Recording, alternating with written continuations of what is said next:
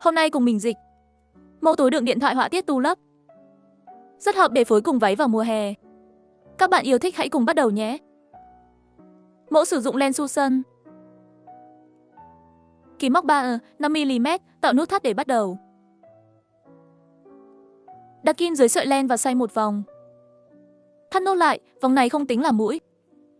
Trước tiên móc 24 mũi bính.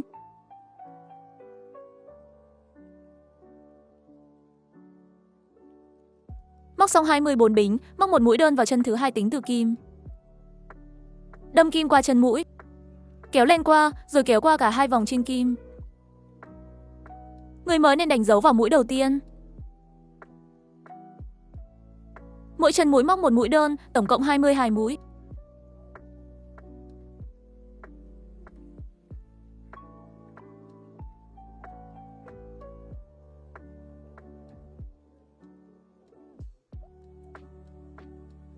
Chân mũi cuối cùng móc 3 mũi đơn.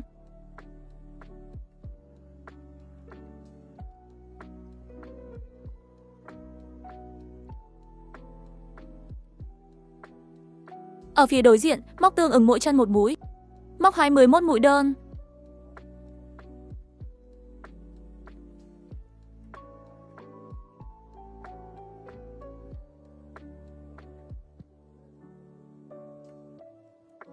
Sau 21 mũi, móc thêm một mũi đơn vào chân cuối. Để tăng mũi. Đã hoàn thành phần đáy túi. Móc mũi rời vào chân đầu tiên để kết hàng.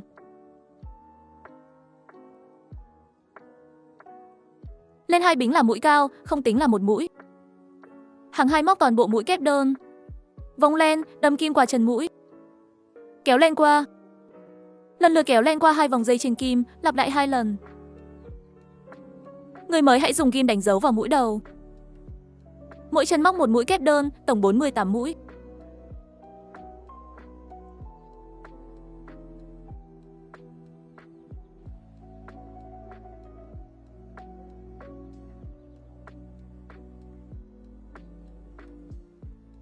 Mũi cuối cùng móc một mũi kép đơn chưa hoàn thiện.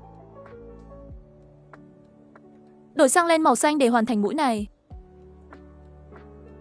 Móc mũi rời vào chân đầu tiên và lên một bính.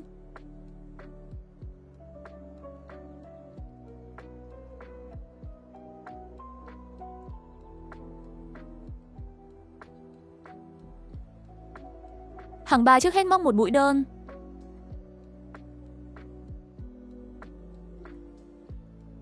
Lên hai bính.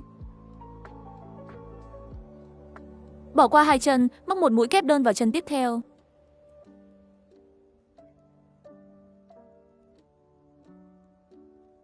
Lên hai bính, móc thêm một kép đơn vào cùng chân đó.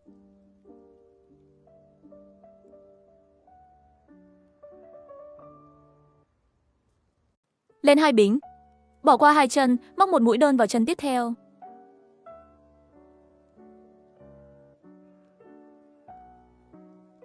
Một mũi đơn, hai mũi bính. Bỏ qua hai chân, móc vào cùng chân, một kép đơn. Hai bính, một kép đơn, rồi bỏ qua hai chân. Đây là một cụm họa tiết.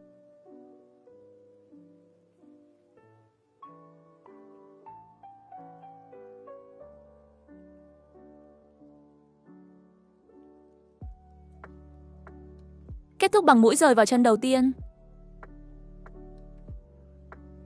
Kéo rộng vòng len ra. Luôn cuộn len qua vòng dây đó. Rút chặt lại. Cả hai sợi len này đều không được cắt. Đổi màu len. Tại khoảng trống giữa hai mũi kép đơn sau mũi rời. Đâm kim, kéo len qua và lên hai bính.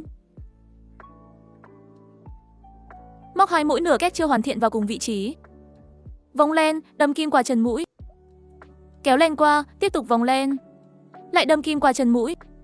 Kéo len qua. Kéo len qua tất cả các vòng trên kim, lên hai bính. Ở đây, hai bính đầu được tính như một mũi nửa kép. Vì vậy, đây là mũi hạt đậu gồm 3 mũi nửa kép. Tiếp theo, móc tiếp vào cùng vị trí. 3 mũi nửa kép. Sau đây sẽ gọi chung là mũi hạt đậu.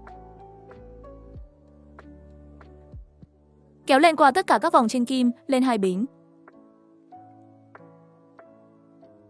Móc thêm một mũi hạt đậu vào cùng vị trí. Đầu tiên móc 3 mũi nửa kép chưa hoàn thiện.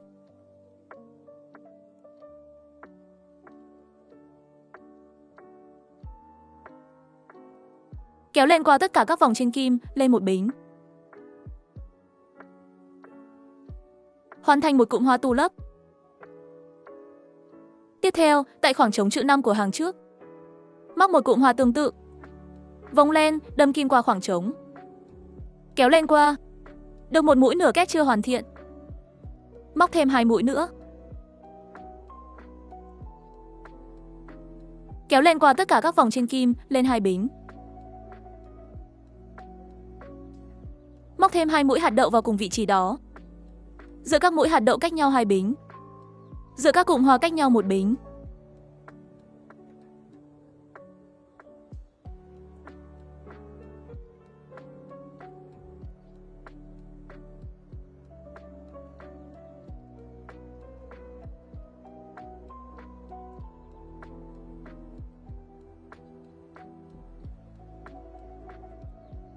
Các cụm sau làm tương tự cụm thứ hai. Móc cho đến hết hàng này. Kết thúc hàng thứ tư. Móc mũi rời vào đầu mũi hạt đậu đầu tiên. Kéo rộng vòng len. Luồn cuộn len qua vòng dây. Rút chặt lại.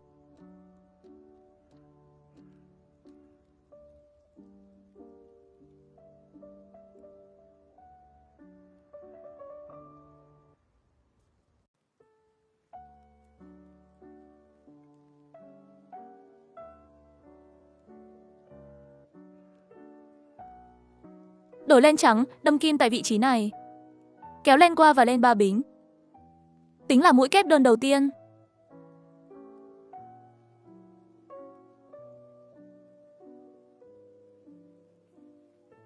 Len 1 bính.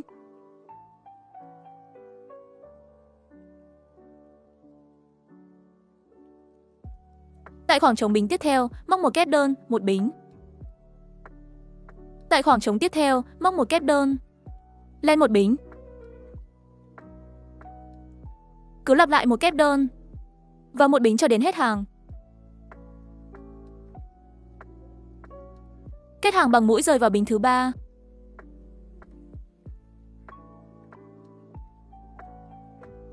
Hàng 6 lên 3 bính làm mũi kép đơn đầu tiên. Móc một mũi kép đơn vào mỗi khoảng trống bính và một mũi kép đơn vào mỗi đầu chân kép. Tổng cộng móc 48 mũi.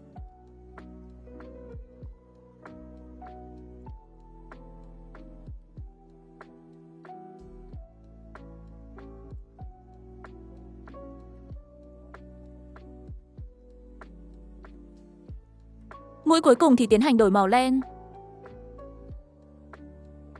Móc mũi rời vào bính thứ 3.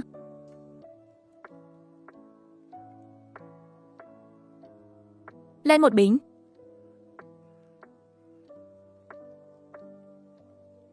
Lặp lại cách móc của hàng thứ 3.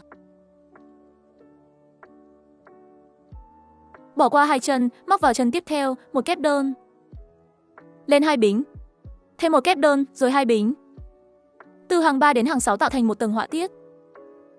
Tiếp tục lặp lại các hàng từ 3 đến 6 cho đến khi đạt chiều cao vừa ý.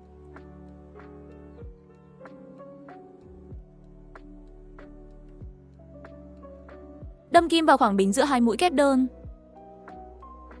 Để móc họa tiết hoa tu lấp, 2 bính bắt đầu được tính là một mũi nửa kép. Đoạn này các bạn có thể tua lại để xem kỹ.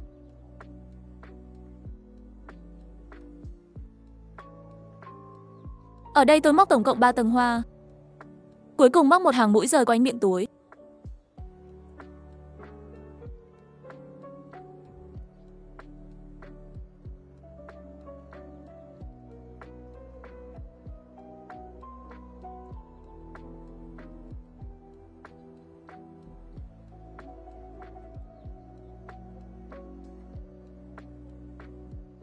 Đến vị trí giữa, móc 8 đến 10 bính để làm vòng khuy. Rồi tiếp tục móc mũi rời vào chân kế tiếp.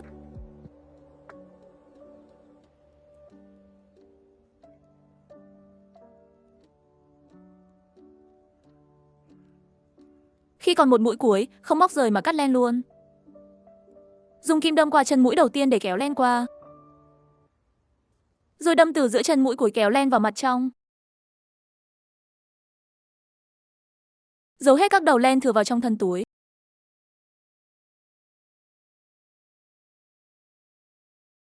Đơm thêm cúc và gắn dây đeo. Vậy là chiếc túi tu lấp đã hoàn thành xong.